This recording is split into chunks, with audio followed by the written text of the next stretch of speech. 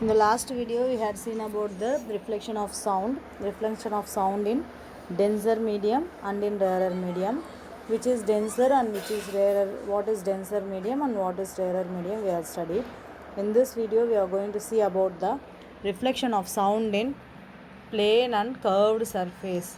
Plane surface is just like a wall; it will fall and reflected back. The reflection laws will be applicable for that. In curved surface, it may be a convex surface and a concave surface, bulged or curved surface. In both the surfaces, the reflection will be varied. Convex, it will converge the waves, reflected waves, as in the convex lens and concave lens, convex mirror and concave mirror. The reflection of sound waves will converge and diverge depends upon the curved surface. Because of the curved surface, the sound will be increased or decreased, that we are going to see in this paragraph. When sound waves are reflected from a plane surface, the reflected waves travel in a direction according to the law of reflection. The intensity of the reflected wave is neither decreased nor increased. The intensity, the capacity, the property of sound does not vary if the surface is plane surface. The reflected sound waves capacity volume won't be changed, neither increased nor decreased as it is. But when the sound waves are reflected from the curved surface, the intensity of reflected waves changed, depends upon the curved surface. Here we are saying the intensity, the capacity, the property, the volume of the sound will be changed. Either it may increase or it may decrease, depends upon two curved surface we know very well. One is convex surface and another one is concave surface. When reflected from a convex surface, the reflected waves are diverged out and the intensity is decreased. So it is spreading, the sound waves is spreading more, diverging more, so the sound is decreased. When the sound is reflected from a concave surface, the reflected waves are converged and combined and focused at one point. So the sound waves, the intensity of the sound waves will be increased. In a parabolic surface are used when required to focus the sound at a particular point. Hence, many halls, you may see that cinema theatre and auditorium may be in a curved surface, because at a focal point the sound will be distinctly heard. Parabolic surfaces are used when required to focus the sound at a particular point. Hence, many halls are designed with a parabolic reflecting surface. In elliptical, sound from one focus will always be reflected to other focus, no matter where it strikes. So, for this, there is an example, the whispering gallery. This principle is used in designing whispering gallery. Whispering halls, the speech of a person stand in one focus can be heard clearly to the listener by multiple reflection. One of the famous whispering gallery in St. Paul's Cathedral Church in London. It is built with elliptical shaped walls. When a person talking at one focal point, his voice can be heard distinctly at the other focal point.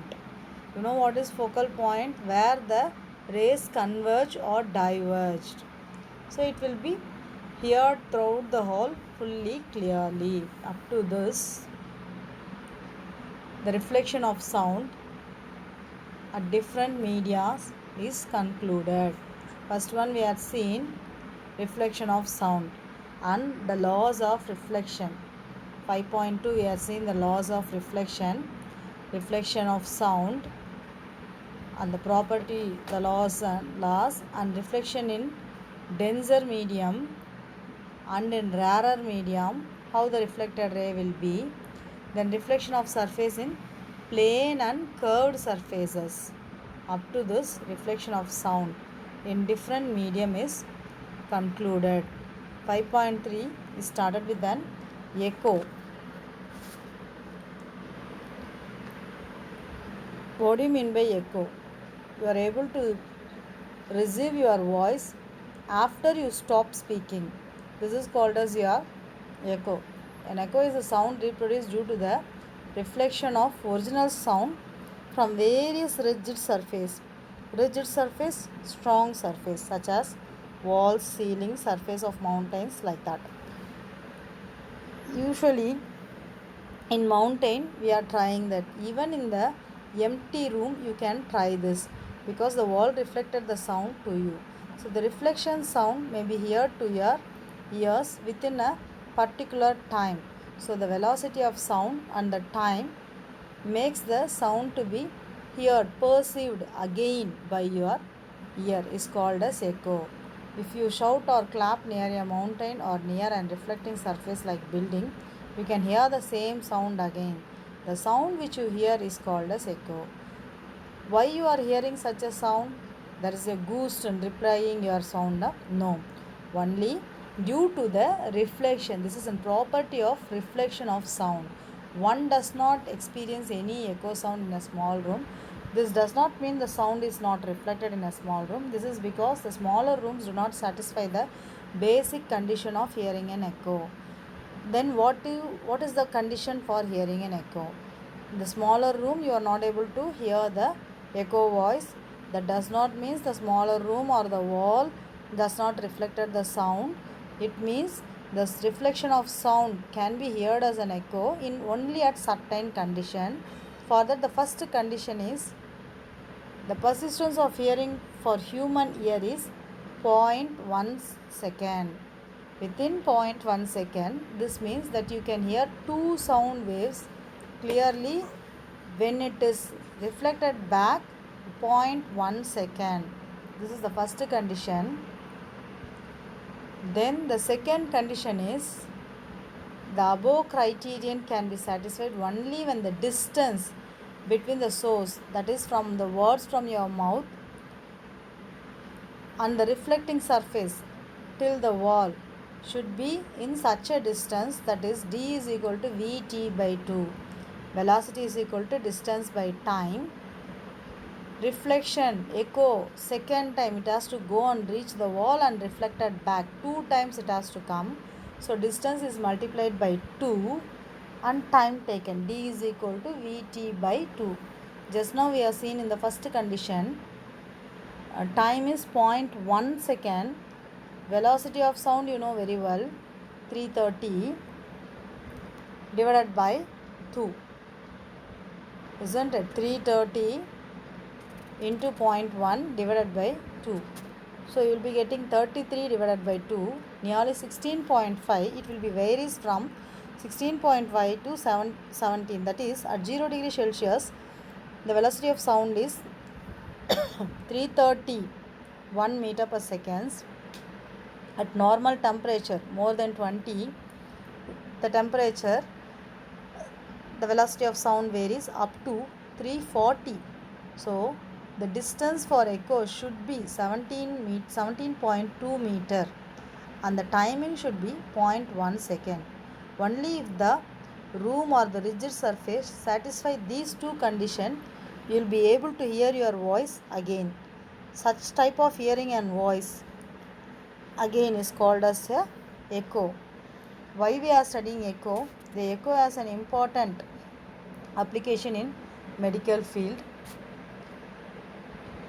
Some animals, birds, using the echo, they are finding their own places or finding their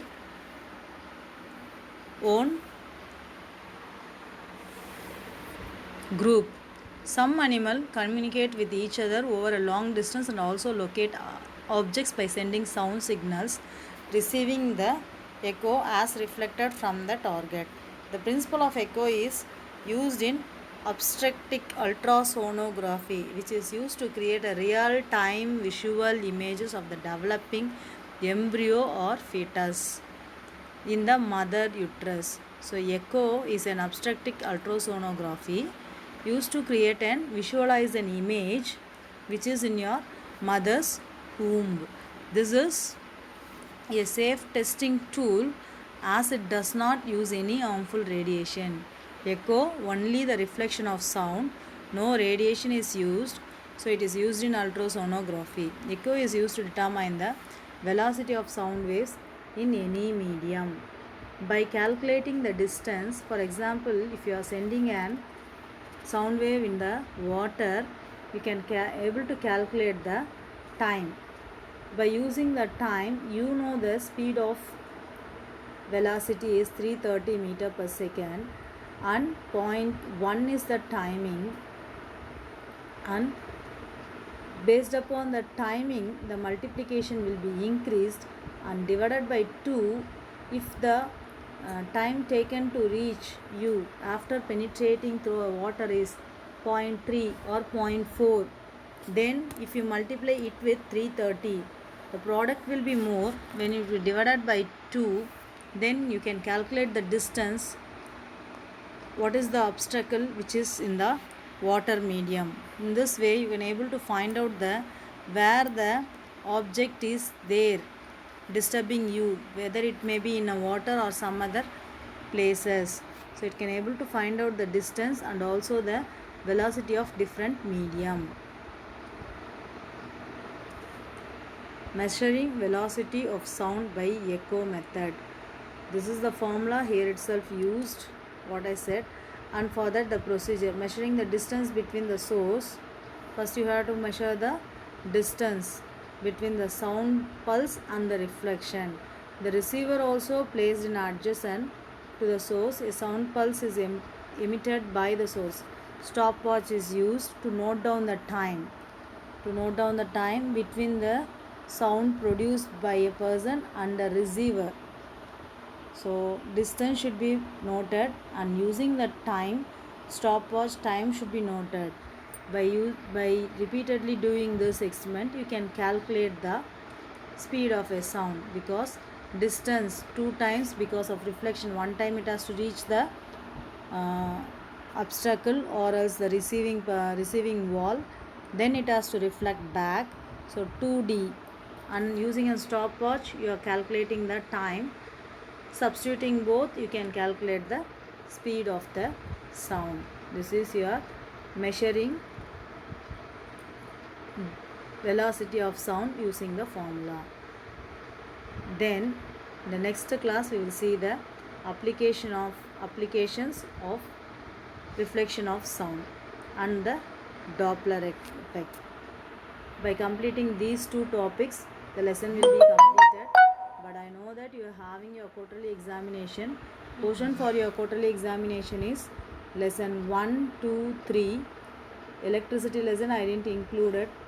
So you can revise and write the 1, 2, 3 lesson. If you don't have the notes of your 1, 2 and 3rd lesson, you just ask me, I will send you. Now I will send the lesson 4 question answers and the question based on the thought portion, today's thought portion. Okay.